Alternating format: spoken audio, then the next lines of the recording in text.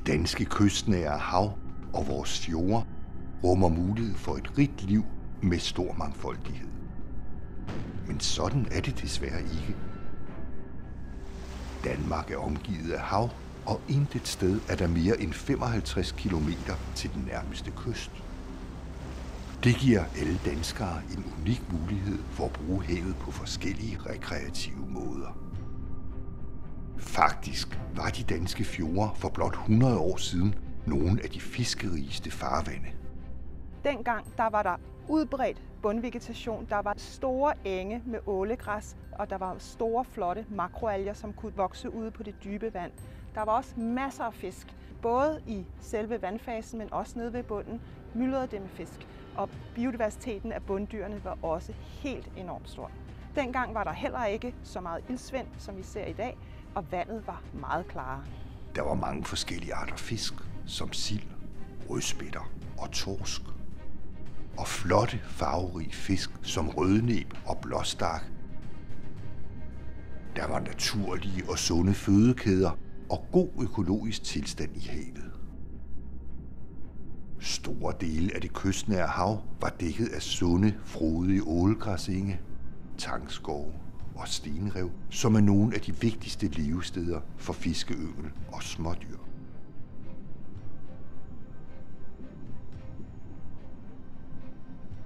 Havet er i krise. I dag er 70% af ålegræsset forsvundet. Fisken er væk, og havbunden er mange steder død. Biodiversiteten af fisk og andre havdyr er markant lavere end for blot 50 år siden. Kun 5 ud af i alt 109 kystvande lever i dag op til EU's krav om god økologisk tilstand. Og under 2% af det danske hav kan kaldes egentligt beskyttet. Når vi snakker de kystnære farvande og fjordene, så er den allerstørste presfaktor, det er forurening med næringsstoffer. Kvælstofforurening fra landbruget er den største årsag til iltsvind og presser livet i fjordene. Det er næringsstofferne, som betyder, at vi får algeopblomstringer, uklart vand, og når algerne dør, så synker de ned til bunden og forbruger den ilt, der er ved bunden, og så får vi iltsvind. Iltsvind kommer, når gødning fra landbrugsmarkerne udvaskes til vandmiljøet. Algeopblomstringen skaber uklart vand og derved ringere levevilkår for planter, fordi sollyset ikke længere kan trække ned i vandsøjlen. Når algerne dør, synker de til bunds og bliver nedbrudt af bakterier på havbunden, som bruger ilten fra havet. Jo mere næringsbelastet havmiljøet er, jo mere iltsvind vil der dermed blive. Hvis ikke vi gør noget for at forbedre tilstanden i kystvandene, så vil problemet med miljøtilstanden blive værre. Og det vil den, fordi havvandstemperaturen stiger på grund af klimaforandringerne. Og når vandet bliver varmere, så kan det indeholde mindre ilt, hvilket betyder, at iltsvindsudbredelsen vil blive øget, og frekvensen vil også stige. I Danmark kommer 70% af den samlede kvælstofudledning fra landbruget. Den anden store presfaktor er fiskeri med bundslæbende redskaber, som ødelægger havbunden. Bundslæbende redskaber fanger ikke bare de fisk, jomfruhummer eller muslinger, fiskeren vil fange. De bundslæbende redskaber fjerner stort set alle bundlevende dyr og planter på og i sedimentet. Samtidig hvirvler bundslæbende redskaber også sediment og næringsstoffer op i vandsøjlen, hvilket skaber uklart vand og er med til at accelerere iltsvind yderligt. Det har store konsekvenser for biodiversiteten og antallet af arter. Udover næringsstofforurening, så er der også andre presfaktorer, som påvirker havet langs kysterne. Og det drejer sig for eksempel om muslingeskrab, men også klapning og råstofindvinding, som forstyrrer havbunden. Derudover er der spildevand, som udleder miljøfarlige stoffer. Der er selvfølgelig også invasive arter og affald i havet, som kan påvirke dyrelivet. Industrielt opdræt af muslinger og akvakultur kan også have stor negativ påvirkning på de i forvejen belastede fjorde og kystnære farvande. Heldigvis ved vi, hvad der skal til for at vende udviklingen, så vi igen kan få livet tilbage i fjordene. Først og fremmest skal vi reducere landbrugets udledninger af kvælstof markant ved at udtage lavbundsjorder og etablere renszoner, der fungerer som buffer og optager kvælstof, inden det udvaskes til vandmiljøet. Vi skal forvalte havet inden for dets økologiske bæreevne, hvilket betyder, at vi ikke må fiske mere på de enkelte arter, end at de kan reproducere sig selv. Vi skal stoppe muslingenskrab og andet bundslæbende fiskeri, særligt i de sårbare fjorde og indre danske farvande, som i forvejen er hårdt presset af iltsvind. Og i vores såkaldt beskyttede havområder, som egentlig slet ikke beskytter livet under havets overflade.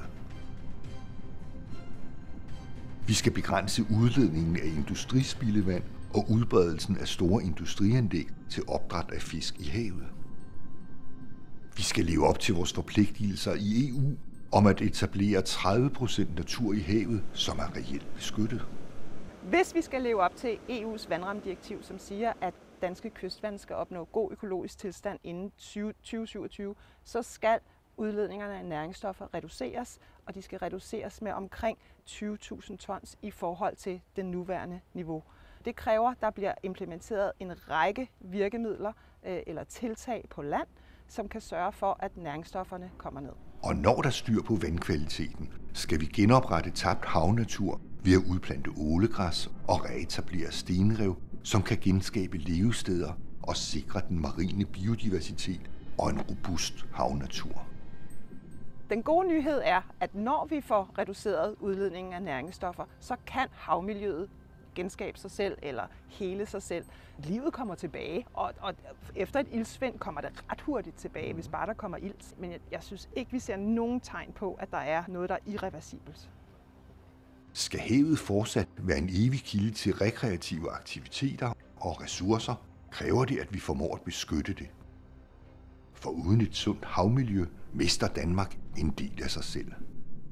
Mit job det er at skabe det bedste grundlag for, at politikerne kan tage beslutninger. Og vi lever i et demokrati. Hvis politikerne ikke vil have rent havvand eller en god miljøtilstand, så er det sådan, det skal være.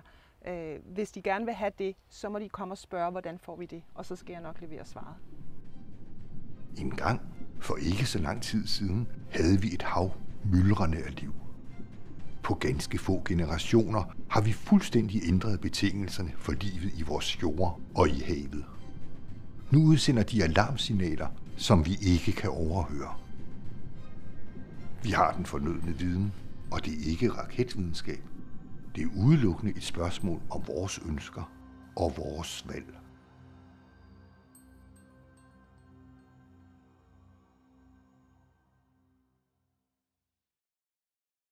Tager jeres plads, og så vil jeg lige sige, at jeg hedder Bjørn Clausen, og jeg kommer fra Lemvig, men jeg kender lige fjorden.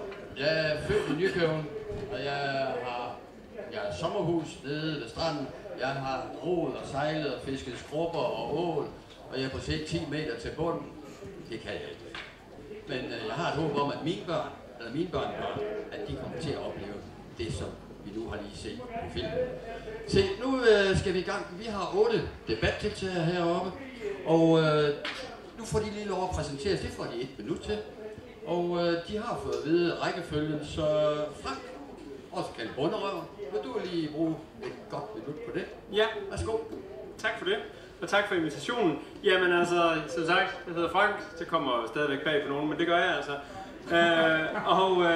Jeg står her jo i dag ikke så meget i egenskab af det, at jeg driver en lille bondegård ude på Djursland, som faktisk den 1. juni er 20 år siden jeg overtog.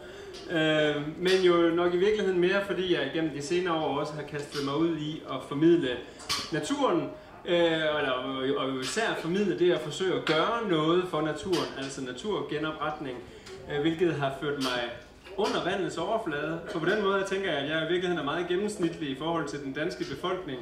Jeg har brugt de første 40 år af mit liv over havoverfladen, men i forbindelse med de her seneste programmer, vi har lavet omkring havet, har jeg jo så fået muligheden for at dykke ned under overfladen og se, hvordan det rent faktisk ser ud. Og jeg kan jo bare bekræfte det samme, som der lige er sagt. Der er heller ikke meget sigt, når man kommer ned under vandet, og der er heller ikke meget liv dernede at komme efter. Der er absolut et håb, ligesom det også bliver præsenteret i videoen her. Der er en mulighed for at gøre noget. Men der skal virkelig handles, og vi skal passe på med ikke at bilde os selv ind, at små ting her og der er godt og nok kan gøre det, fordi der skal virkelig noget til. Det var godt, Frank. Det var nemlig lige meget præcis på det minut. Jeg har øvet mig i mange år. Tak skal du have. Så går vi lige over til Kim Jensen fra Socialdemokratiet her. Yes. Værsgo, Kim. Jeg hedder Kim, og det kan også være, at der er nogen, der kalder mig en bunderøv, men det er i en anden sammenhæng end dig, Frank, for jeg bor ude i Vestsalling.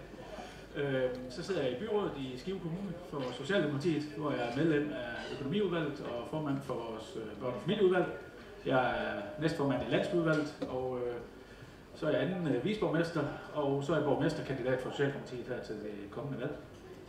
Jamen, jeg har brugt fjorden også, siden jeg var knægt. Først sammen med min bedstefar og min onkel, hvor vi kunne fange fladfisk og ål og sådan noget, og det kan man ikke længere. Og her de senere år, der har vi fisket lidt hummer og sådan noget, som er noget af det eneste, der er tilbage. Ellers så er jeg meget enig i, at fjorden den er jo faktisk temmelig død, ligesom filmen den understreget. Og tak til DN for indbydelsen til at deltage i debatten i dag. Ja, tak skal du have. Du holdt i hvert fald rigelig tid. Så fra dig, så går vi over til Carsten Fischer. Yes. Og du har både flere kasketter. Jamen, jeg har lidt forskellige kasketter på. Jeg er politiker i Holstebro Kommune og har været det i mange år. Formand for Natur, Miljø og Klima siden 2010. Jeg er formand for den lokale trepart for Næsum Fjord. Jeg sidder i Limfjordsrådet sammen med Anders. Anders er tættere på maskinrummet, end jeg er. Og også i den her sammenhæng, så sidder jeg i Folketinget som afløser for jeres lokale SF'er, Signe Munk, som er barsel. Så jeg har lidt forskellige kasketter. På Christiansborg arbejder jeg også med en grønne trepart, så det er egentlig, jeg har fingrene til mig. Tak skal du have. Så er det den lokale DN-formand Gorm. Værsgo, Gorm. Ja, jeg er her i dag for Skivelisten. Det er min nye rolle og mit nye håb at gå politisk aktiv ind for at kan gøre en forskel på den fjord, vi har herude. Jeg er meget forbundet til Limfjorden. Jeg er i den hver dag, året rundt. Og det er heldigvis for Fur, hvor vandkvaliteten er noget højere, end den er hernede. Så hvis der er nogen af jer vinterbader, der vil have bedre vand, så har vi det lidt længere over fjorden. Jeg sidder også i den grønne trepart og har med hele Limfjorden at gøre. Limfjorden er en sjettedel af hele landet, og det er et voldsomt stort ansvar, vi har. Også her lokalt, hvad vi kan gøre. Vi kunne gå ud og lave det der stenrev. Vi kunne sørge for den klapning. Vi klapper, den klapper vi ikke det sted, hvor vi ikke må over ved vand, men lægger det på land, ligesom man gør i Vesthimmerland. Vi kunne sørge for at få styr på de der drikkevand, og der kom Svend med det gule kort. Og der er mange andre ting, vi kunne gøre lokalt. Tak skal du have, Gorm. Så skal vi over til en anden fra det politiske liv her. Det er dig, Alfred. Ja. Mit navn det er Alfred Brusgaard. Jeg sidder også i byrådet. Jeg sidder for Venstre, og det er min første periode. Jeg sidder i teknik og miljø. Jeg sidder også i økonomiudvalget sammen med både Anders og Kip. Og derudover så har jeg egentlig altid boet her i Skive og omegn ude i Salling. Jeg er født inde i nærheden af Odense og har været landmand i godt 30 år som selvstændig. Så jeg kender godt lidt af problematikken omkring de her ting, vi skal snakke om i dag. Og jeg tror, at vi er alle sammen enige om, at der er en udfordring. Spørgsmålet er bare, hvordan løser vi det bedst muligt? Så det tror jeg egentlig, vi alle sammen har en fælles nævner omkring. Så jeg er altid af den opfattelse, vi skal kigge fremad og så se, hvad vi kan gøre herfra og fremad. Tak for det. Tak skal du have, Alfred. Anders Bøge. Yes. Står der. Værsgo. Tak.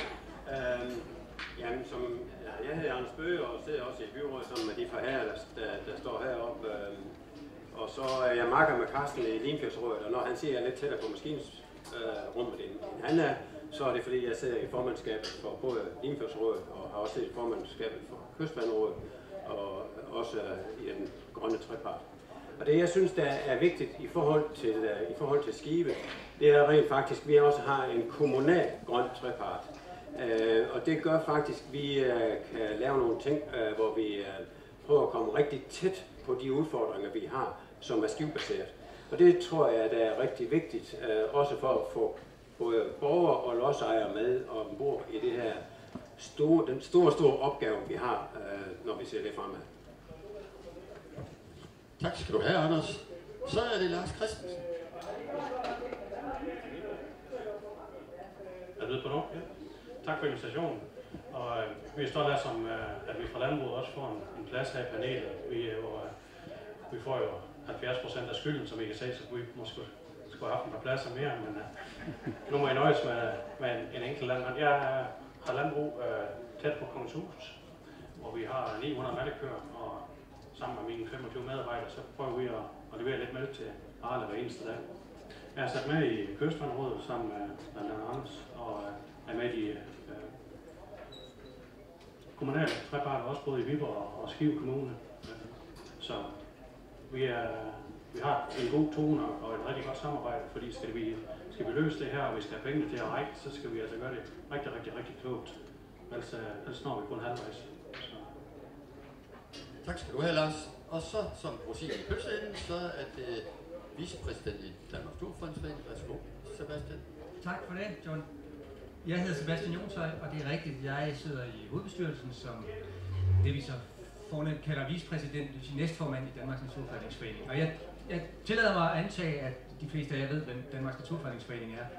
Og vi har jo igennem de godt og vel forgangne 100 år set det som vores primære opgave at gøre opmærksom på de ubalancer, som vi iagttager i naturen, og de er blevet stadig flere og stadig større igennem de rigtig mange år. Og det gælder sådan set både på land og til havs.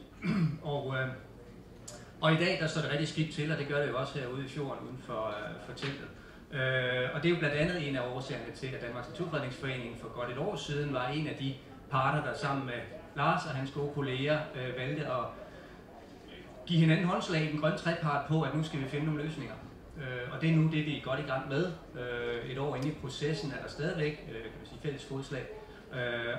Og vi håber blandt andet ved den grønne trepart at kunne adressere udfordringerne for Limfjorden og andre indre danske farvande. Tak for ordet, Sebastian. Tak. Se, jeg ved ikke, hvor mange af jer, der tænker over, men over på den anden side i det telt derovre, der er der en udstilling, jeg var med til at lave sidste år. Vi sejlede rundt med en putter i hele Limfjorden. En sjettedel af Danmarks areal, det bliver afvandet til Limfjorden. En sjettedel af Danmarks areal. Og det vil sige, at det er et kæmpe stort areal. Og det er det, der er så spændende nu her i treparten. Der skal tages rigtig meget landbrugsjord ud, hvis vi skal have en ren fjord. Og det er det spændende arbejde, som nu er gået i gang. Hvor vi sidder, og vi forpligter hinanden. Der skal drikkes meget kaffe. Så det er en af de ting, hvor vi så håber på i løbet af et par år er nået i mål. Men Anders, nu sidder du som næstformand i Limfjordsrådet, og vi er meget enige med jeres Limfjord Masterplan, Limfjord i balance. Så da I har initiativet på en række områder, og har haft det i nogle år, hvad ser du lige som, hvordan kommer vi nu i mål? Jamen, jeg tror på, den måde vi kommer i mål, det er faktisk at gribe den bold, vi har fået ved, at der er lavet så bred en aftale, som det er. Jeg synes, når vi har siddet i Kystvandrådet, der vil jeg gerne spole tilbage til, hvor jeg har set med Lars og Gorm, som kommer fra landbruget og fra DN, der sad 19 organisationer. Og vi er nået frem til en fælles indstilling til Miljøstyrelsen. Den synes jeg, den greb Miljøstyrelsen. Og når nu vi står kun os tre op, så vil vi godt tage æren for, at det var det, der var årsag til, at de sagde, at nu skal vi have lavet en grønne trepart. Fordi rigtig meget af det benarbejde, der blev gjort i Kystvandrådet, det er faktisk noget af det, man tager med ind i den grønne trepart. Og det betyder noget, det der gør, at jeg tror på, at det her det kan blive til noget, det er rent faktisk, at landbruget har bøjet lidt af nogle steder, DN har bøjet lidt af nogle steder i forhold til, hvor de stod. Og det gjorde de 19 organisationer, der sad inde i Kystvandrådet også. Det er det, der skal til, for at noget det lykkes. Det er, at vi tør at sætte os sammen omkring det der bord og drikke det der kaffe. Dengang vi lavede Nationalpark Thy, der tog kaffen 3 år. Om det har vi ikke nu, vi har 1 år. Se, nu giver jeg ordet frit til, nu kan I række en hånd op, nu hvis I har noget, I lige vil ind med nu. Det vil dig, Carsten. Værsgo. Tak. Jamen, vi har et åbent vindue nu her. Vi har en meget sjælden situation, hvor vi har en aftale mellem 3 parter. Ja, der er jo så flere parter. Og det er ret historisk, vi står der. Folketinget har driblet videre med den og lavet en lovgivning, hvordan vi gerne skal komme i mål. jeg synes, at hvis det er sådan, at os, der sidder og har et ansvar, vi ikke kommer til at handle her, jamen så skal der sættes nogle skamstøtter op ned på torv, som folk kan gå et stykke på og række tunge af i de kommende generationer. Det er nu, vi har mulighed. Og vi er i et samarbejdstid her, hvor vi ikke skal tale os fra hinanden. Alle har nogle legitime holdninger. Landbruget, det er helt legitimt, man har nogle bekymringer, man har nogle ting, man skal arbejde med, og det er også helt legitimt, at DN, de presser på med det, de gerne vil. Men vi har et fælles ansvar på at samarbejde og ikke tale os fra hinanden. Tak skal du have. Så er der Kent Bjerg. Værsgo. Det var nogle smart kort, Svend han havde. Dem tror jeg, vi skal have i byrådet en gang, så kan lige få at vide, at nu stopper vi. Overskriften, vi er samlet over i dag, er Fjorden Gisper. Det er jo ikke en ny historie, kan man sige. Det har den gjort længe. Og når man hører, hvordan du fisker, og jeg fisker, så er der, hvordan det er gået tilbage og falden. Det er ikke en nyhed. Det er jo fordi, vi har alle sammen brugt fjorden på en eller anden måde. Landbruget har brugt fjorden, virksomhederne har brugt fjorden, mine bedsteforældre, mine forældre, jeg har brugt fjorden. Vi har alle sammen brugt fjorden, og vi har alle sammen et ansvar også for at få fjorden tilbage på ret køl igen. Det har vi. Og derfor har vi, i det parti, jeg kommer fra, vi har skelet lidt til Horsens Kommune, som har lavet den her fjordfond. Og det kommer vi til at stille et forslag om, at vi i Skive får en fjordfond, hvor vi kommer til at arbejde med at lægge stenrev ud og plante ålegræs.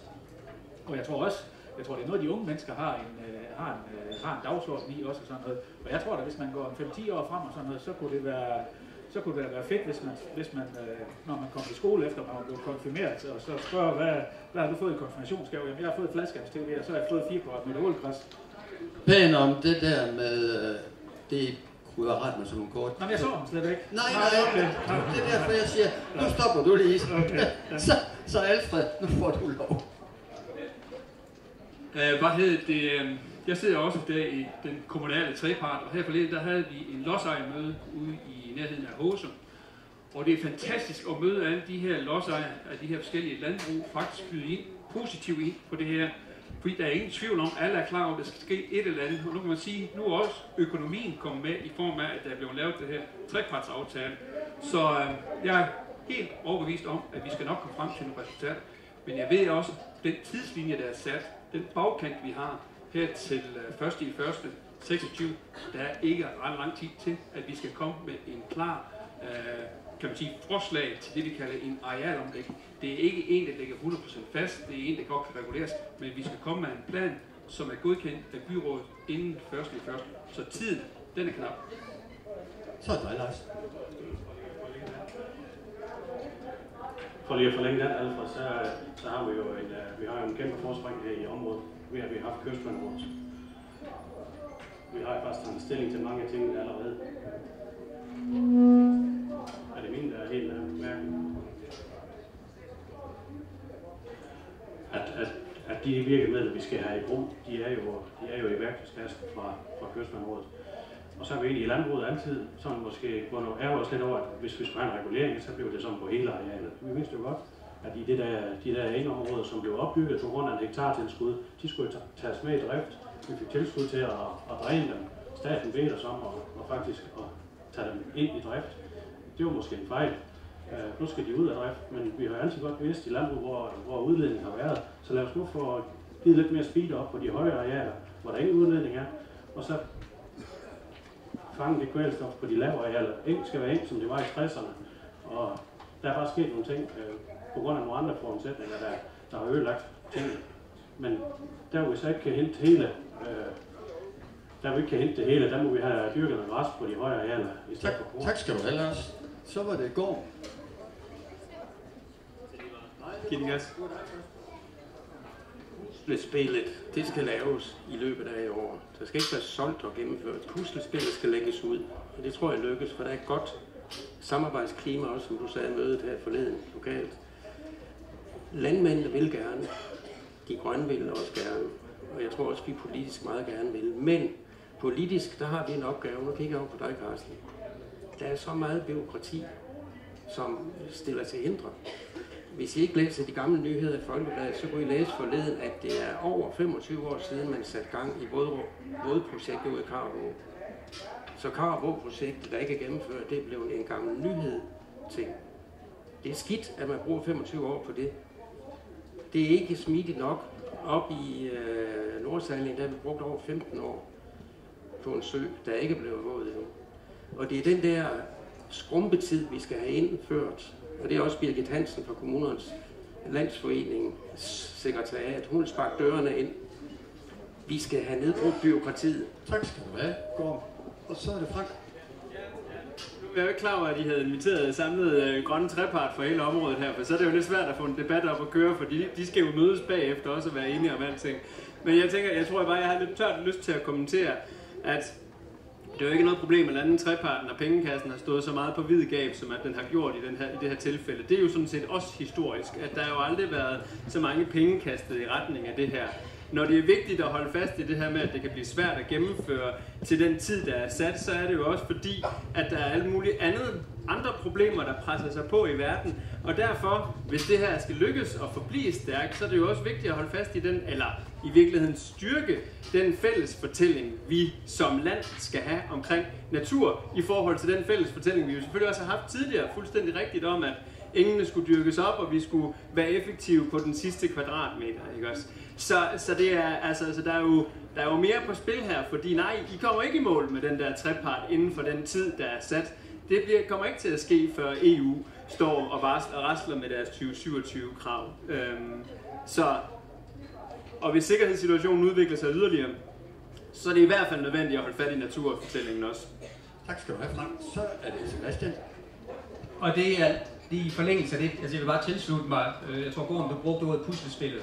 Det er også vigtigt at huske på, nu er vi her, jeg er godt klar over, at overskriften for dagens debat er havmiljøet ude i fjorden osv., men det er jo vigtigt at huske på, at det her er nemlig, som du er inde på, Frank, et puslespil, der består af en lang række forskellige dagsordner, som efter vores opfattelse i ideen faktisk er jævnbyrdige. Det vil sige, det er enormt centralt, og det vil jeg også anerkende, at indtil videre så har landbruget købt fuldstændig ind på præmissen om, at den her øvelse handler jo ikke bare om isoleret set at reducere næringsstoffer, den handler også om at reducere næringsstoffer ved at udtage landbrugsareal. Det vil sige, for første gang i historien, vi har været vant til en ekspansiv kan man sige, forøgelse af det danske landbrugsareal gennem århundreder. Nu er der en bred anerkendelse også i landbruget af, at nu skal man faktisk til at reducere det eksisterende landbrugsareal og skabe plads til natur. Det synes jeg bare er super vigtigt, at vi husker os det. Og så er det fuldstændig rigtigt, det handler jo ikke om afvikling af landbruget, det handler om at udvikle landbruget på en bæredygtig måde på de resterende arealer. Tak skal du have. Så er det Anders. Jeg tror, at landbruget har valgt at gribe den meget konstruktivt an. De går ind i og ser mulighederne på det, og det er jo det, der gør, at vi kan blive enige om tingene. Og så synes jeg, der er en ting, der er vigtigt at sige, at vi skal ikke snakke om skyld her.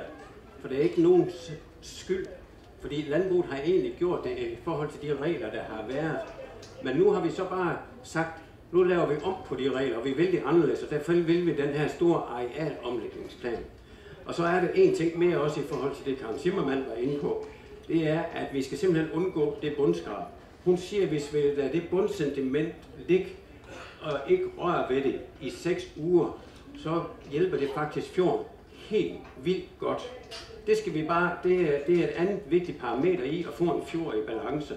For med det samme vi vivler op i det der bundskrab, uanset om vi bor på østsiden eller vestsiden af Skive, så kan vi jo se, hvordan det mudder op i fjorden, og vi kan se det også ude vestpå, hvor vi er, Kim, at det ser rigtig træls ud, når vi bevæger os ud lige efter de har skrabt. Ja, Alfred, inden du får ordet. Nogle af jer, I bor i hvert fald jo her, kan jeg sådan, tror jeg, se, I er garanteret i lokalt. Og så er der en borgmester over på Mors, der lige nu har været rigtig meget ude i medierne, fordi nu er det sådan, at man har besluttet, eller i hvert fald sendt i høring, at fra 1. juli, så vil man have indskrænket det der skraberi totalt i en række i øvrigt Natur 2000, som vi selv har udpeget, og fuglebeskyttelsesområder. Og så kommer lige problematikken, at der måske skal drikkes lidt mere kaffe derovre sammen med vedkommende, fordi så bliver det pludselig til, at det er jo fuldstændig vanvittigt, fordi nu er vi Sund Blue, og der er måske 12 eller 15 muslingeskraber. Vi skal måske til at tænke lidt anderledes. Måske skal det være afvikles. Og det kunne vi gøre i mindskab. Det her, det er meget mindre, det vi skal have kaffe. Men Alfred, du får lige ordet. Ja, det er lige med hensyn til, vi snakker om, at vi har jo en bagkant, der ligger lige om lidt, her 1.1.26. Og der vil vi nok også gerne, at vi snart begynder at få Jeppe Brugs på banen, staten på banen, med hensyn til opkøb af jord til jordfordeling. Fordi der er mange landmænd, som står i en situation, kan vi sige, landmænd har en forholdsvis høj gennemsnitsalder, der måske står i en situation, hvor de tænker, skal vi afvikle, eller skal vi gå med i den store arealomlægning? Kan vi nu få staten ud og begynde at købe noget af det jord op, som de har givet håndslag på, de vil, så vil det også være med til at fremrykke det her proces. Så vi venter også lidt på, at de kommer på vandet. Tak skal du have. Sebastian. Jeg vender lige tilbage til det med muslingerne, eller i det hele taget, med de andre presfaktorer. For det er jo rigtigt, som Karl Timmermann i filmen der indledningsvis siger, nu står vi og snakker landbrug, og det er også fint, der er ingen tvivl om, at det er en central del af løsningen, men jeg synes også, det er vigtigt at huske på alle de andre presfaktorer, og det gælder muslingeskrab, det gælder trawlfiskeri i almindelighed, det gælder råstofindvindinger, alle de der ting. Så det er jo bare et udtryk for, at vi skal, kan man sige, vi skal se på havet som et kompliceret marint økosystem, som bliver påvirket negativt af rigtig mange af de aktiviteter, vi har gang i derude. Og det ved du jo, Frank, mere end de fleste af os. Du har jo i hvert fald delt med os, hvordan du har lært det våde element at kende for relativt nylig. Jeg har ikke haft fornøjelsen, eller måske i virkeligheden er det fornøjelsen ikke at dykke i det, ikke? Men ja, det ser ret ud. Så er det Lars. Så skal vi jo have de her regler med det regnes. I politikere, I må jo virke som sådan en sneblov på en snevejrsdag. Vi har jo landmænd, der gerne vil lave et minivådområde, men ligger 7 meter for tæt på kysten. Så de må godt ligge der lidt længere op på vagten, men vandet det har trods alt med at løbe ned. Altså det er længere nemmere at ligge derude ved recipienten. Og også, der kan man nævne en hel håndfuld mærkelige regler, der egentlig gør, at landmænd, der er klar, de mister jo lidt troen på, at det her det kan lykkes, når man løber panden mod muren den ene gang efter den anden. Så få nu ryddet op, og så lad os komme i gang. Så er det Carsten. Tak skal du have. Jeg roser ikke så tit. Kan I høre, hvad jeg siger? Ja, det kan jeg godt. Det er godt. Jeg roser ikke så tit politikere fra andre partier, men jeg vil gerne rose Jeppe Bruus. Han er en usædvanlig handlekraftig minister. Og når der er et problem, jamen, så synes jeg også, at han handler på det.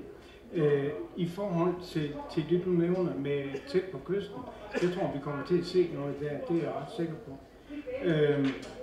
Så vil jeg lige have et par kommentarer. Det omkring, det tager rigtig lang tid med nogle projekter, jamen det handler også nogle gange om lodsejermodstand.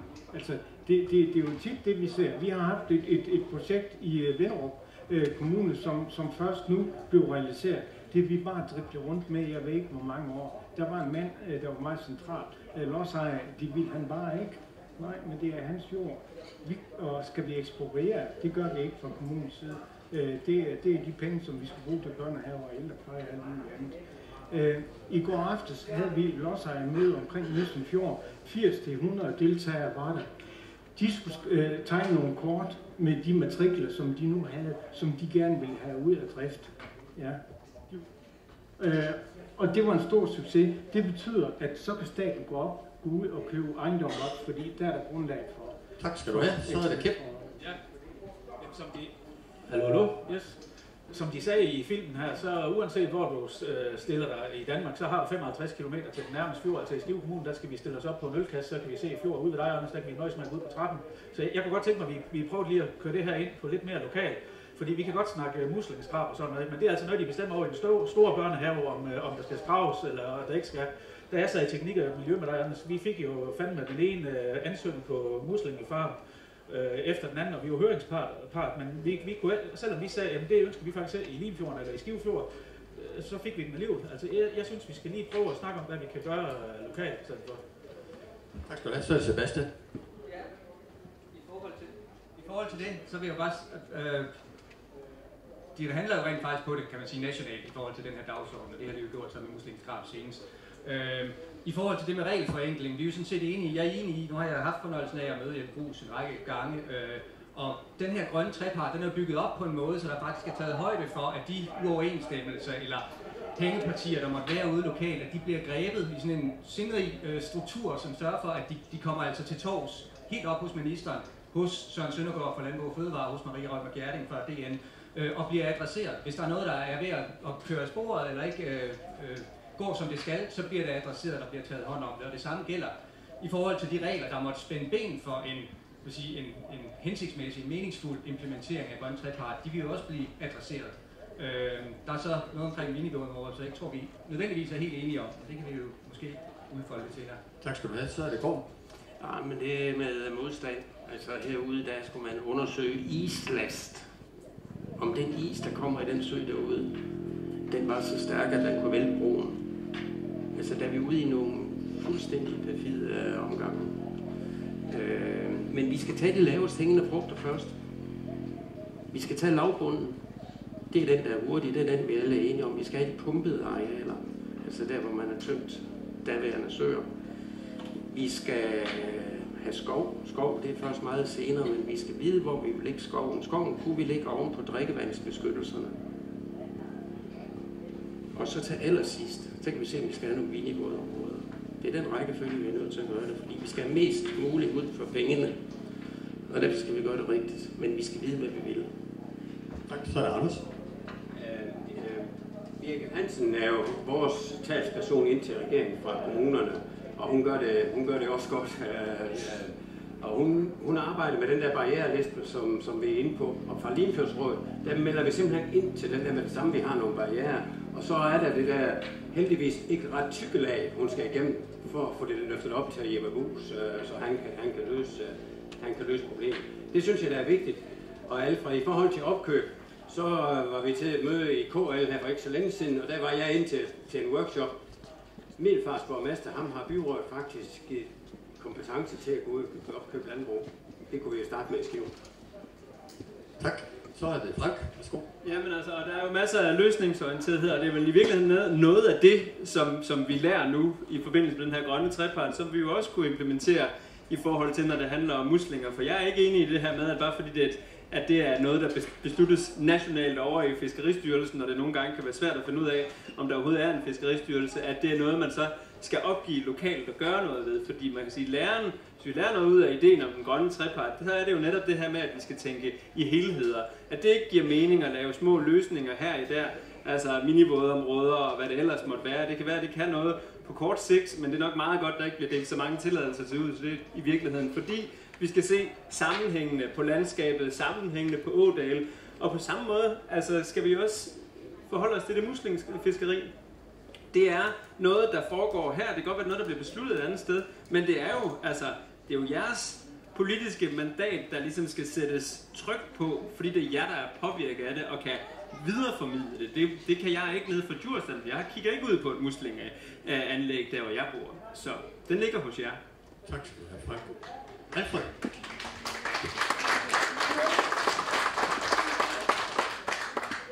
Og så synes jeg, vi kan begynde at kigge lidt på, at det her det kan også godt give os nogle muligheder i stedet for. Fordi at vi ved, at til hvis det her arealomlægning, den skal løses, og det skal den. Og hvis vi skal også komme i mål med hensyn til reducering af vores kvælstof i jordene, så skal vi til at producere endnu mere græs. Og det bliver helt sikkert en af de største afgrøder, vi kommer til at dyrke i de områder, hvor at vi har udledning til fjordene. Og nu nævnte vores borgmester dengang, at han blev velkommen hen, at vi har lavet en ansøgning om at få en af de her industriparker til vores kommune, det vi kalder Rød Løber. Og det håber jeg sandelig, vi får, fordi det kan give os mulighed for at lave en agropark ude i nærheden af Greenland. Og det er det kræver, det er, at vi kommer til at kan lave en proteinfabrik her i vores kommune, for at vi kan komme til at producere noget græs, som vi også kan afsætte til protein. Så der er også muligheder i det her, og det kan vi lige så godt gribe også. Tak skal du have. Lige til alle jer, der siger protein. Altså vi fylder jo masser af protein, som vi henter over i Brasiliens urskov og nede i Argentina i form af sojabønner. Det kan vi lave af græsset. Og det er så genialt. Ude på Ausumgård, der kan man af et græsstrå lave protein og energi. Det er jo genialt. Det vil sige, at vi kan bruge det græs her. Og vi har teknologien, så det er bare med at komme videre. Men så er det lige dig, Ken. Ja, det er jo mere for lige at, korrigere. Altså, jeg mener heller ikke, at vi skal opgive kampen og sådan noget. Det var da godt. Men altså, det er sådan, når vi er i det der høring, altså så, det var i hvert fald med dem farm der, dem fik vi alligevel, selvom et enigt udvalg faktisk sagde, nej tak, det var vi ikke interesseret i. Forestil mig, Anders, det er lige det, du vil svare på, så kommer Gorm ind. Værsgo, Anders. Jamen, det var vi jo enige om, men det gjorde jo faktisk det, at Rasmus Prehn, han satte det på pause med at give de der tilladelser. Og så har man jo kigget lidt på den der pause. Og så har man jo så fra nationalt hold sagt, at det der bundskrab, det skal vi have kigget på i forhold til Natur 2000-området. Det synes jeg faktisk, det er en god start på at komme videre i det. Og det siger jo også bare, at det betyder noget, at vi holder presset. Vi havde også en online møde med Rasmus Prehn, og han lytter jo til os, og det er jo det, der skal til. Og lukker de ikke døren op første gang, vi banker på, så må vi jo banke på en gang mere. Og hvis ikke det lykkes der, så må vi jo gå skulder ved skulder, så uanset om man er Alfa, Kim eller Anders, og så må vi jo tage det over sammen og så sige, at det her, det betyder noget for os. Tak for det. Gå, værsgo. Vi skal være meget mere aktive. Vi skal ikke bare sidde og vente på en høring.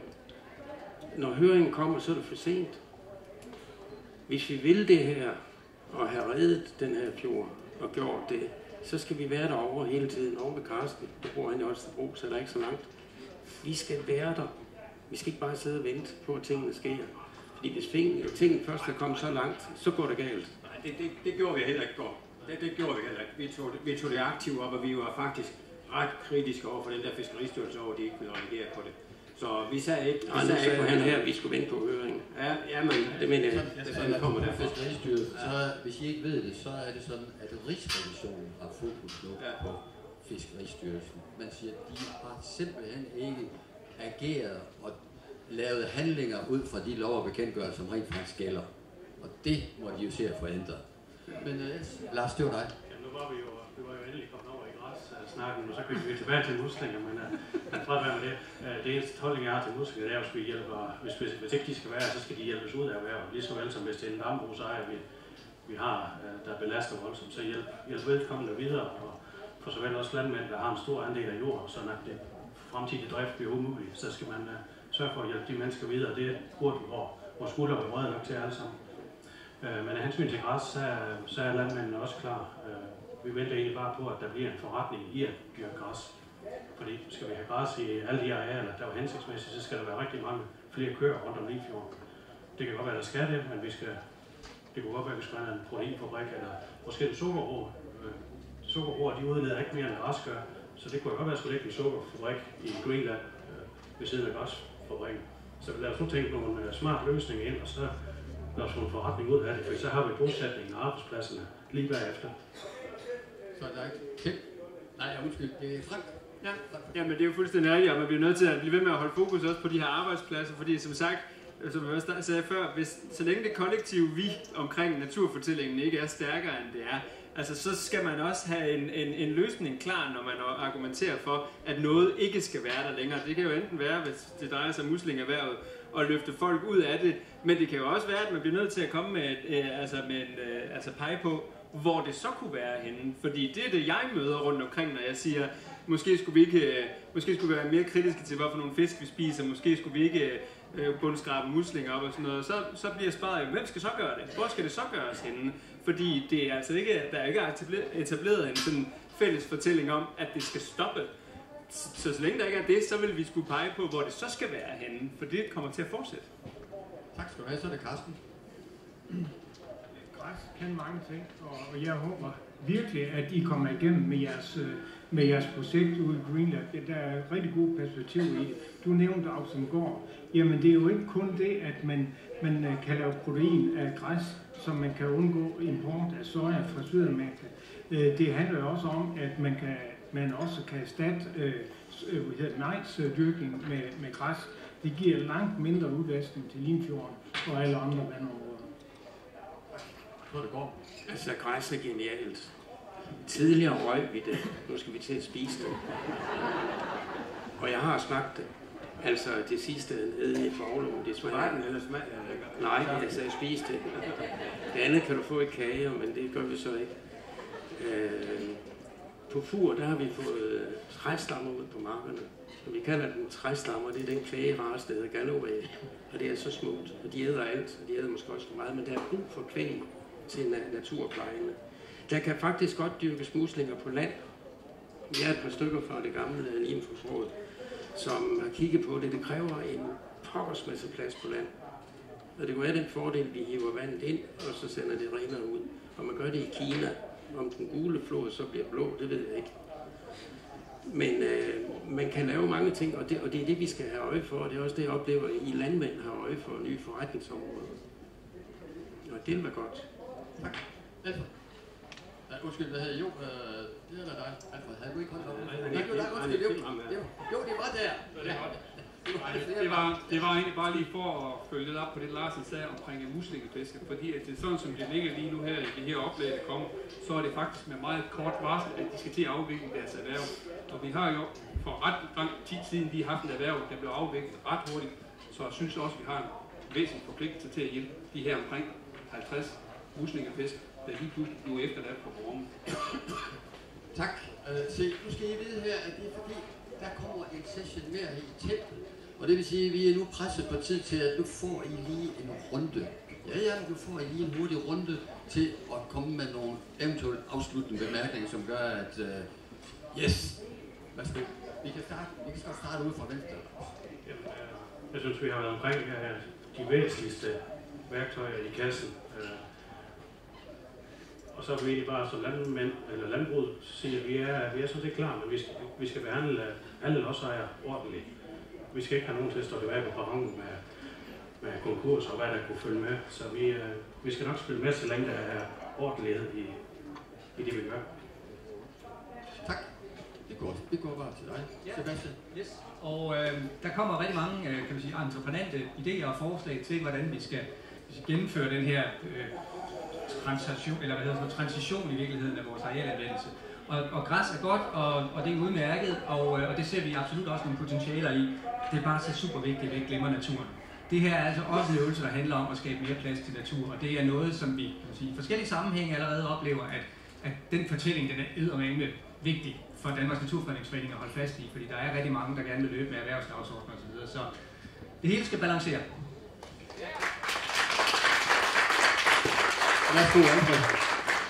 Tak for det. Jamen, der er heller ikke tvivl om, at vi nok skal komme i mål, og det er jo tydeligt at mærke, at det er jo en helt anden stemning, der er her blandt de forskellige organisationer, politikere, end der var for 2 år siden. Og det er jo ingen hemmelighed, at det er jo fordi, at der også er kommet penge med det her gang. Og selvom vi siger nu, at der er kommet penge med, så skal vi huske, at det er stadigvæk frivillige aftaler, der bliver lavet med landmændene, og det skal man også respektere. Tak. Carsten? Jamen, nu har vi den store værktøjskasse fremme, og så skal vi løse mere end de der 2 hovedopgaver, vi har, med mindre næringsstof til vandmiljøet og indtag af lavbundsjord, så vi reducerer CO2-udslip. Vi skal også kigge på grundvandsbeskyttelse. Vi skal se på mere biodiversitet. Vi skal se på spor i landskabet, altså binde grønne korridorer, binde forskellige biotoper sammen. Og vi har en enestående chance for at gøre det rigtigt. Vi skal bare i mål med det. Tak skal du have. Frank? Jamen altså, så vi kan høre, så er der jo masser af lyst til at gøre en hel masse heroppe fra. Så jeg tænker, at det eneste, der bare ville vigtigt at understrege i den sammenhæng, det er, at det betyder altså ikke, at I kan læne jer tilbage og bare vente på, at de her mennesker får det hele til at ske inde i de her mødelokaler, hvor de tydeligvis er virkelig gode venner alle sammen. I skal blive ved med at efterlyse natur, hvis I mener, det er vigtigt. Fordi det er en dagsorden, som bare skal få lov til at blive større og ikke må blive udfordret af hverken sikkerhedspolitiske dagsordner eller hvad det nu måtte være. I virkeligheden så er natur også sikkerhedspolitik. Det er det vigtigste at holde fokus på. Tak skal du have. Værsgo, Borg. Muslingerhvervet er ikke på vej til at blive afviklet. Der kører en forkert fortælling om, at det er slut. Det er det ikke. Det er 7 områder ud af 35, hvor man siger, at det er Natur 2000-områder, hvor man ikke må skrabe. Man må skrabe alle de andre steder. Og jeg lige anvist, man kan også lave det på land. Og frivilligt arbejde, ja, men det er ulønnet arbejde. Det vi har, og I har. Ja, tak. Kjeld, værsgo. Yes. Jamen, jeg er helt enig, Frank. Vi skal ikke sidde på hænderne og vente på, at der er nogen, der gør det for os. Og derfor skal vi også have den her fjordfond op at stå. Peter Sørensen, borgmester nede i Horsens, han sagde, at på budgettet der er de sat 500.000 af hvert år, siden den her fond den startede. Og jeg tænker, med den økonomi, vi har i Skive Kommune, så burde vi faktisk godt kunne sætte 500.000 af. Plus, at vi får nogle frivillige folk, Skive Dyk, aktiveret, når vi skal have det her ålegræs plantet ud og lagt de her sten ud. Vi har en kæmpe havneområde hernede, hvor vi kan have dem her sten til at ligge, hvor bønderne de kan aflevere deres marksten og sådan noget, så jeg er sikker på, at det godt kunne blive rigtig godt. Så hvis jeg tæller ned til 3, så råber I fjordfond, og så rækker I hænderne op, og så smiler jeg jo hele øren. 1, 2, 3! Sådan. Tak, så er den klar til valget her sidste på året. Værsgo, Anders. Tak skal du have. Jamen det er så fint, og den er vi helt med på, så det er ingen problem. Jeg glæder mig til, at vi skal budget. Kim, der kan være et par små ting, vi skal snakke om der. Men det tager vi i et andet rum. Og de der rum, det er ikke altid så fredeligt derinde frem, som det er lige her på scenen. Men det vi skal, det er, at vi skal udnytte det momentum, der er. Og det er vi forpligtet til os, der ser for nu, og det er de forpligtet til dem, der driver det videre efter nytår. At Morsøs borgmester, han galper en lille smule op, det forstår jeg udmærket godt, fordi han har et eller andet, han skal have gjort her i forhold til en kommunalvalgkamp, der står her til efterår. Det må han snakke med hans vælgere om på Mors. Vi skal snakke sammen i Limfjordsrådet om, hvordan vi får læst den store kommunale trepart og får Limfjorden gjort til et bedre sted. Og de der sten i Nordjylland, der samler de faktisk rigtig mange sten ind, og vi kunne aflevere dem på affaldspladserne, og det er der faktisk rigtig mange landmænd, der gerne gør. Så er vi fri for at importere sten og sejle dem ned fra Norge. Det giver rigtig god mening at få lavet nogle stenrev, og det er en rigtig hurtig vej til at få noget mere liv i fjorden. Tak, Anders, for de der positive ord. Jeg skal lige tilføje det der med sten. Det er fint, men det duer altså ikke, fordi de er mange gange rullesten. Og der skal altså noget til at bygge et rev op, så vi skal altså have lidt norske ind imellem. Det vi har set det en gang op i livet. Yes. Men ved I hvad, skal vi ikke lige give de der op, og så fortælle dem, at nu skal de altså bringe det her i mål. Så giv dem en ordentlig klapsalve.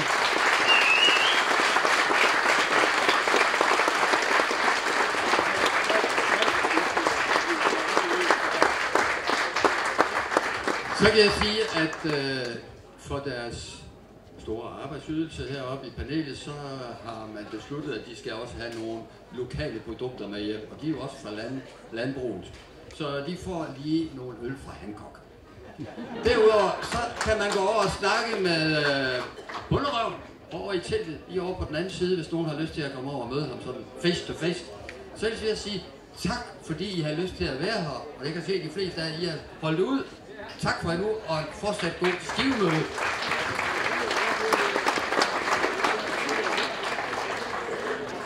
Du har jo i hvert fald delt med os, hvordan du har lært det våde element at kende for relativt nylig. Jeg har ikke haft fornøjelsen, eller måske i virkeligheden er det fornøjelsen ikke at dykke i det, ikke? Men ja, det ser ret ud. Så er det Lars. Så skal vi jo have de her regler med det regnes. I politikere, I må jo virke som sådan en sneblov på en snevejrsdag. Vi har jo landmænd, der gerne vil lave et minivådområde, men ligger 7 meter for tæt på kysten. Så de må godt ligge der lidt længere op på vagten, men vandet det har trods alt med at løbe ned. Altså det er længere nemmere at lægge den ude ved recipienten. Og også, der kan man nævne en helt håndfuld mærkelige regler, der egentlig gør, at landmænd, der er klar, de mister jo lidt troen på, at det her det kan lykkes, når man løber panden mod muren den ene gang efter den anden. Så få nu ryddet op, og så lad os komme i gang. Så er det Carsten. Tak skal du have. Jeg roser ikke så tit. Kan I høre, hvad jeg siger? Ja, det kan jeg godt. Det er godt. Jeg roser ikke så tit politikere fra andre partier, men jeg vil gerne rose Jeppe Bruus. Han er en usædvanlig handlekraftig minister. Og når der er et problem, jamen, så synes jeg også, at han handler på det. I forhold til det, du nævner med tæt på kysten, jeg tror, vi kommer til at se noget der, det er jeg ret sikker på. Så vil lige have et par kommentarer. Det omkring, det tager rigtig lang tid med nogle projekter. Jamen det handler også nogle gange om lodsejermodstand. Altså det er jo tit det, vi ser. Vi har haft et projekt i Vinderup Kommune, som først nu blev realiseret. Det vi bare dribler rundt med, jeg ved ikke hvor mange år. Der var en mand, der var meget central. Lodsejer, de ville han bare ikke. Nej, men det er hans jord. Og skal vi ekspropriere? Det gør vi ikke fra kommunens side. Det er de penge, som vi skal bruge til børnehaver og ældrepleje og alt muligt andet. I går aftes havde vi lodsejer møde omkring Næsten Fjord. 80-100 deltagere var der. De skulle tegne nogle kort med de matrikler, som de nu havde, som de gerne ville have ud af drift. Ja. Og det var en stor succes. Det betyder, at så kan staten gå ud og købe ejendom op, fordi der er der grundlag for. Tak skal du have. Så er det Kjeld. Ja, som det. Hallo? Yes.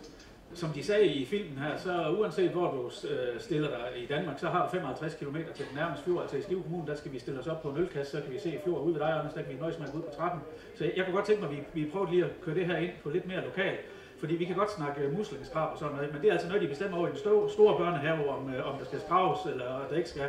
Da jeg sad i teknik og miljø med dig, Anders, vi fik jo fandme den ene ansøgning på muslingefarm efter den anden, og vi var høringspart, men vi kunne, selvom vi sagde, at det ønsker vi faktisk i Limfjorden eller i Skivefjord, så fik vi den alligevel. Altså, jeg synes, vi skal lige prøve at snakke om, hvad vi kan gøre lokalt.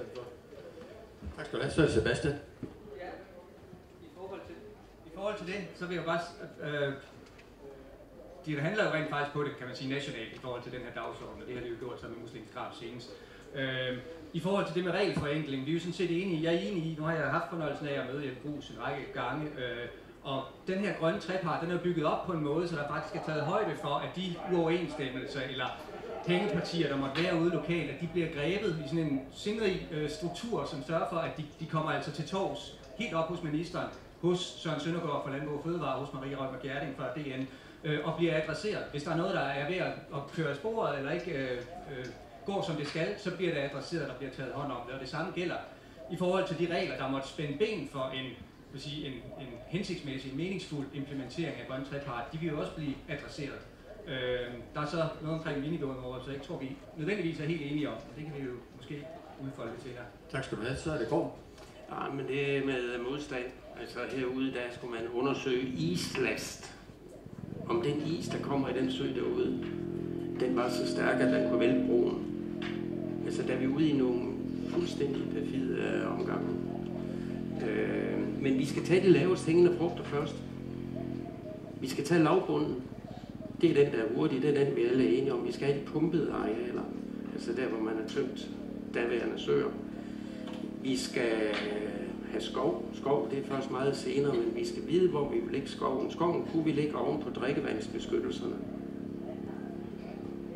Og så til allersidst, så kan vi se, om vi skal have nogle vinivådområder. Det er den rækkefølge, vi er nødt til at gøre det, fordi vi skal have mest muligt ud for pengene.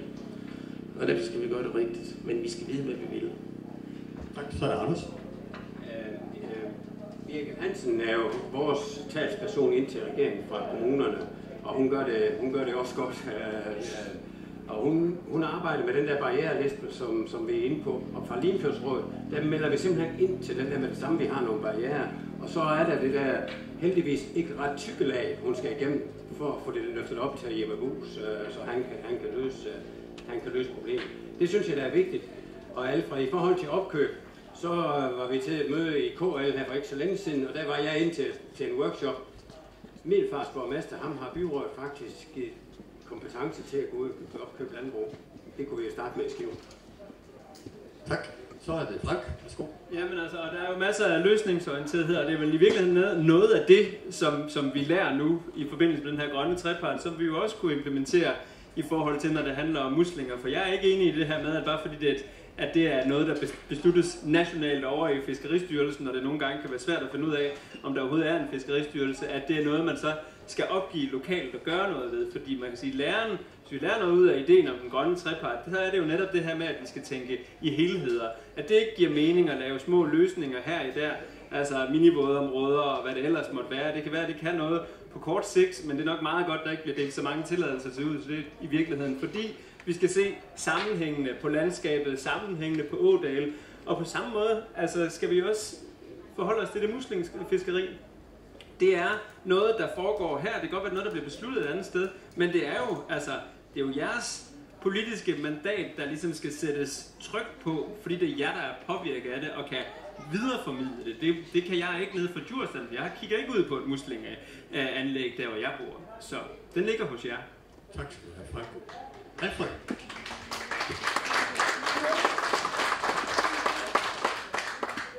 Og så vi kan begynde at kigge lidt på, at det her, det kan også godt give os nogle muligheder i stedet for. Fordi at vi ved, at til hvis det her arealomlægning, den skal løses, og det skal den. Og hvis vi skal også komme i mål med hensyn til reducering af vores kvælstof i jordene, så skal vi til at producere endnu mere græs. Og det bliver helt sikkert en af de største afgrøder, vi kommer til at dyrke i de områder, hvor vi har udledning til fjordene. Og nu nævnte vores borgmester dengang, at han blev velkommen hen, at vi har lavet en ansøgning om at få en af de her industriparker til vores kommune, det vi kalder Rød Løber.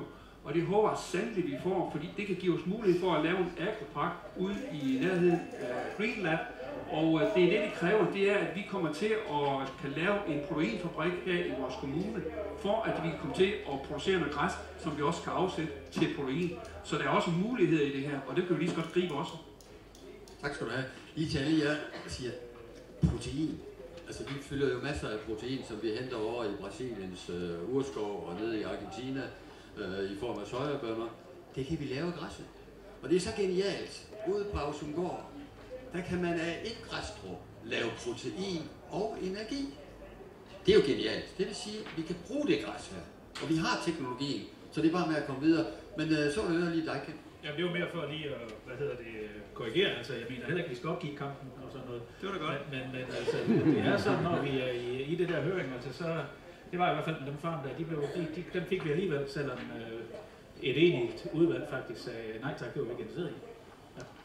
Forestil mig, Anders, det er lige det, du vil svare på, så kommer Gård med. Værsgo, Anders. Jamen, det var vi jo enige om, men det gjorde jo faktisk det, at Rasmus Prehn, han satte det på pause med at give de der tilladelser. Og så har man jo kigget lidt på den der pause, og så har man jo så fra nationalt hold sagt, det der bundskrab, det skal vi have kigget på i forhold til Natur 2000-området. Det synes jeg faktisk, det er en god start på at komme videre i det. Og det siger jo også bare, at det betyder noget, at vi holder presset.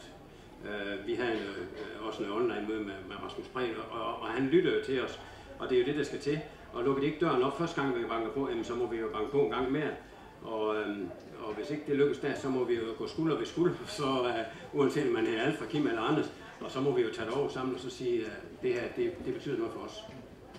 Tak, så det går. Værsgo. Vi skal være meget mere aktive. Vi skal ikke bare sidde og vente på en høring. Når høringen kommer, så er det for sent. Hvis vi vil det her, og have reddet den her fjord, og gjort det, så skal vi være derovre hele tiden, over ved Karsten. Det bor han i Holstebro, så er der ikke så langt. Vi skal være der. Vi skal ikke bare sidde og vente på, at tingene sker. Fordi hvis tingene først er kommet så langt, så går det galt. Nej, det gjorde vi heller ikke går. Det gjorde vi heller ikke. Vi tog det aktivt op, og vi var faktisk ret kritiske over for den der fiskeristyrelse, over de ikke ville reagere på det. Så vi sagde ikke på han her, vi skulle vente på høringen. Ja, men det mener jeg. Det kommer der fiskeristyrelse. Så hvis I ikke ved det, så er det sådan, at Rigsrevisionen har fokus nu på Fiskeristyrelsen. Man siger, at de har simpelthen ikke ageret og lavet handlinger ud fra de lov og bekendtgørelser, som rent faktisk gælder. Og det må de jo se at få ændret. Men Lars, det var dig. Ja, nu var vi jo endelig kommet over i græs-snakken, og så købte vi tilbage til muslinger, men fred være med det. Det eneste holdning, jeg har til muslinger, det er, at vi hjælper, hvis ikke de skal være, så skal de hjælpes ud af at være. Lige så vel som hvis det er en dambrugsejer, vi har, der belaster voldsomt, så hjælp vedkommende videre. Og for såvel også landmænd, der har en stor andel af jord, så at det fremtidige drift bliver umuligt, så skal man sørge for at hjælpe de mennesker videre. Det burde vores skulder være brede nok til alle sammen. Men af hensyn til græs, så er landmændene også klar. Vi venter egentlig bare på, at der bliver en forretning i at dyrke græs. Fordi skal vi have græs i alle de arealer, der var hensigtsmæssigt, så skal der være rigtig mange flere køer rundt om Limfjorden. Det kan godt være, der skal det, men det kunne godt være, at vi skulle have en proteinfabrik, eller måske en sukkerbrug. Sukkerbrug, de udleder ikke mere end græs gør, så det kunne godt være, at skulle lægge en sukkerfabrik i Greenland ved siden af græsfabrikken. Så lad os nu tænke nogle smart løsninger ind, og så lad os få en forretning ud af det, for så har vi bosætningen og arbejdspladserne lige bagefter. Så er der ikke Nej, undskyld, det er Frank. Ja, men det er jo fuldstændig rigtigt, og man bliver nødt til at blive ved med at holde fokus også på de her arbejdspladser, fordi som sagt, som jeg også sagde før, så længe det kollektive vi omkring naturfortællingen ikke er stærkere end det er, altså så skal man også have en løsning klar, når man argumenterer for, at noget ikke skal være der længere. Det kan jo enten være, hvis det drejer sig om muslingerhvervet, og løfte folk ud af det, men det kan jo også være, at man bliver nødt til at komme med pege på, hvor det så kunne være henne. Fordi det er det, jeg møder rundt omkring, når jeg siger, måske skulle vi være mere kritiske til, hvorfor nogle fisk vi spiser, måske skulle vi ikke bundskrabe muslinger op og sådan noget. Så bliver spørgsmålet, hvem skal så gøre det? Hvor skal det så gøres henne? Fordi det er altså ikke, der er ikke etableret en sådan fælles fortælling om, at det skal stoppe. Så længe der ikke er det, så vil vi skulle pege på, hvor det så skal være henne, for det kommer til at fortsætte. Tak skal du have, så er det Karsten. græs kan mange ting, og jeg håber virkelig, at I kommer igennem med jeres projekt ude i Greenland. Der er et rigtig god perspektiv i det.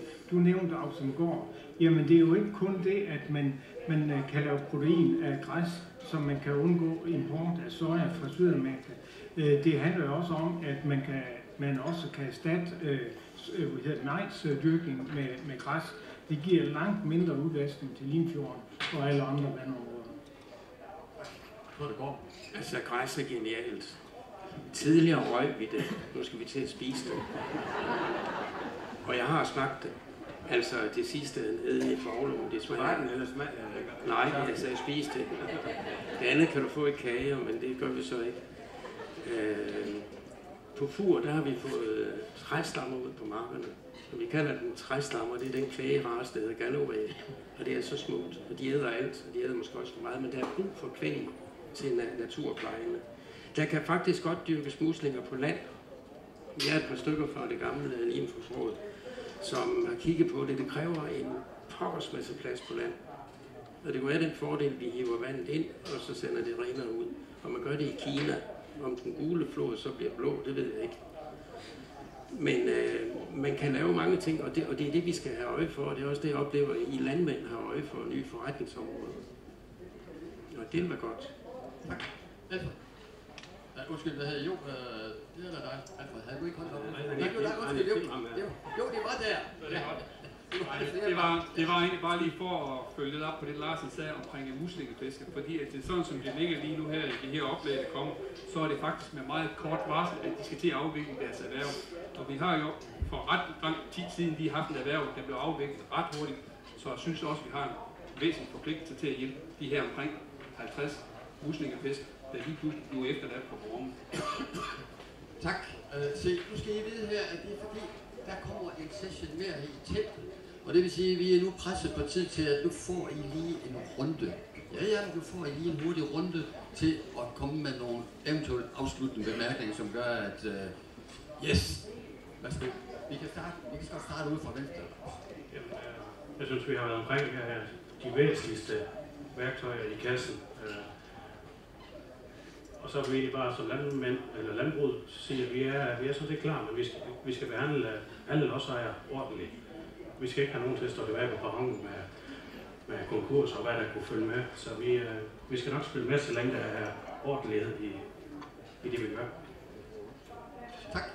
Det er godt. Det går bare til dig. Sebastian. Yes. Og der kommer rigtig mange kan man sige, entreprenante idéer og forslag til, hvordan vi skal gennemføre den her transition i virkeligheden af vores arealanvendelse. Og græs er godt, og det er udmærket, og det ser vi absolut også nogle potentialer i. Det er bare så super vigtigt, at vi ikke glemmer naturen. Det her er altså også en øvelse, der handler om at skabe mere plads til natur, og det er noget, som vi kan sige, i forskellige sammenhænge allerede oplever, at den fortælling, den er eddermame vigtig for Danmarks Naturfredningsforening at holde fast i, fordi der er rigtig mange, der gerne vil løbe med erhvervsdagsordner osv. Så det hele skal balancere.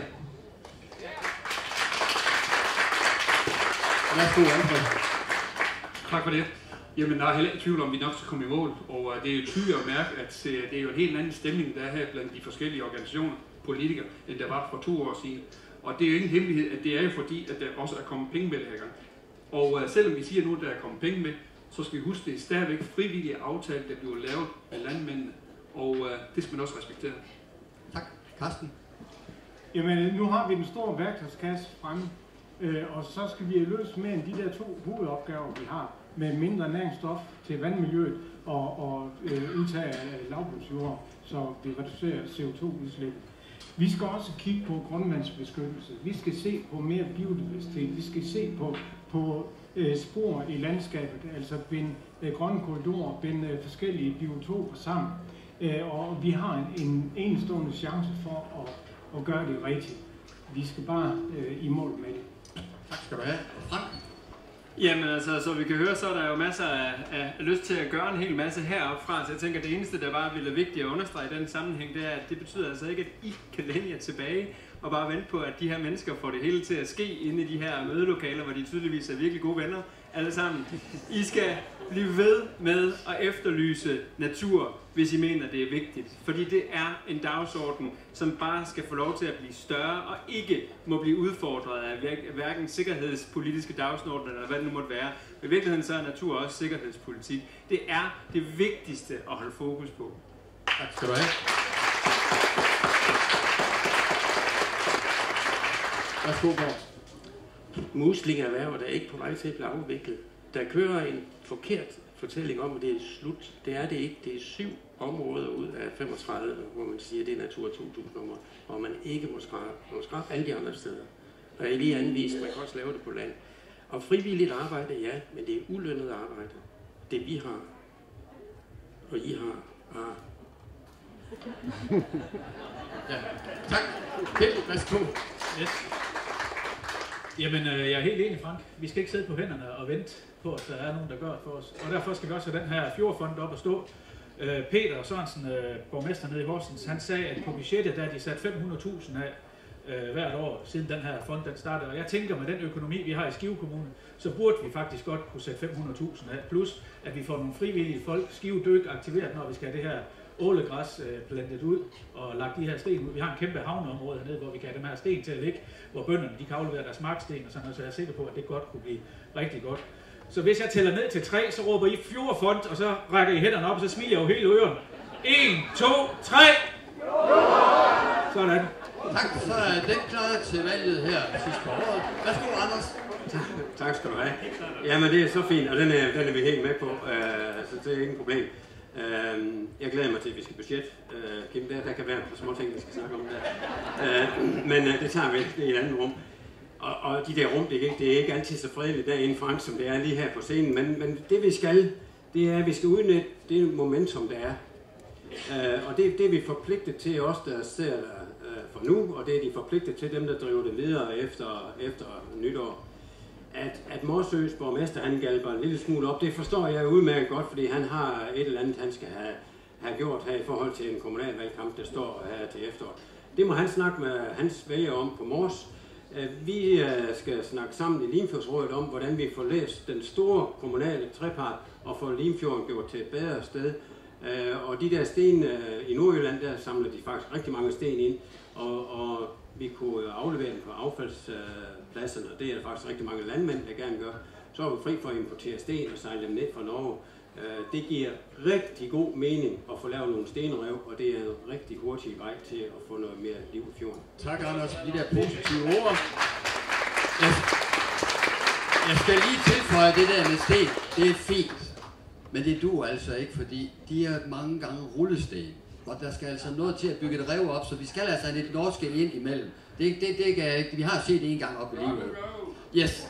Men ved I hvad, skal vi ikke lige give de der op, og så fortælle dem, at nu skal de altså bringe det her i mål. Så giv dem en ordentlig klapsalve.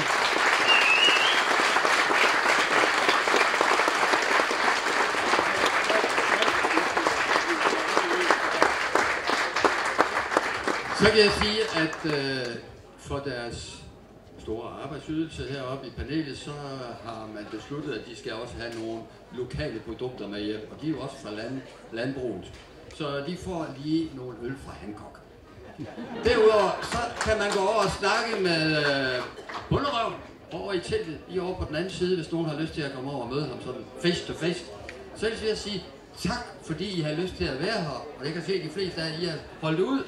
Tak for nu, og fortsat god skivemøde.